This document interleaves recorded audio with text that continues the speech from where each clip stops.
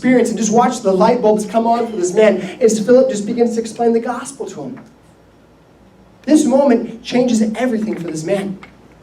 Here's the thing though, this moment changes everything for you and for me. This eunuch is the first non-Jew to say yes to Jesus and to get baptized. This guy who had been rejected and wasn't even allowed to follow the Jewish faith because of Christ. He's the first person in the world, in history, to give his life to Christ and to get baptized.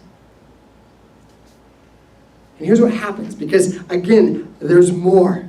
There's more. It tells us this in the next verse. It says, when they came up out of the water, the Spirit of the Lord snatched Philip away. The eunuch never saw him again, but went on his way rejoicing. Meanwhile, Philip found himself farther north at the town of Azotus. He preached the good news there, and in every town along the way until he came to Caesarea. I know what you're thinking, like, there can't be more, but wait. Better than any infomercial. There's more. There's more to this moment. There's more to this truth. Not only does he become the first person to give his life to Jesus, not only does he become the first non-Jew to get baptized, this eunuch leaves, and historians tell us this. He becomes the first missionary to Africa. He becomes the first missionary to Ethiopia. Historians believe that this man, after this encounter with Philip, and after this encounter with the Lord, with the Holy Spirit, he leaves, and now he goes to take the gospel to a continent. Talk about incredible. Talk about amazing. No wonder he's rejoicing.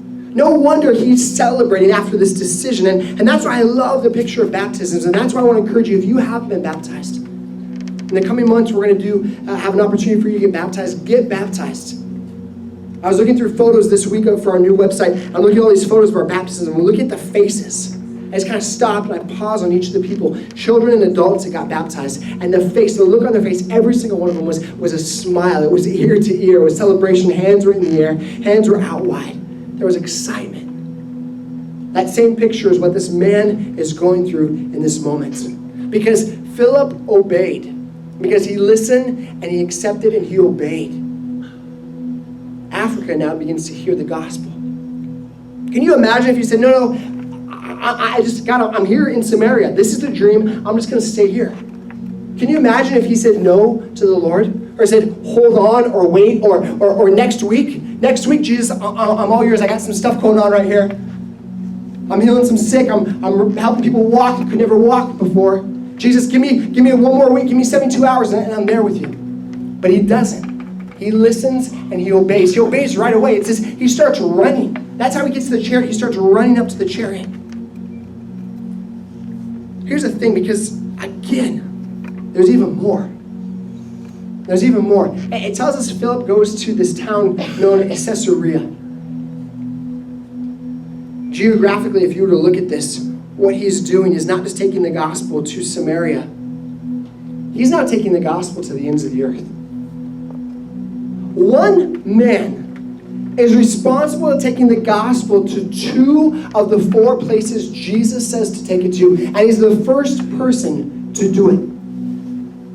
It's not an apostle, it's not Peter, it's not John, it's not James, it's Philip.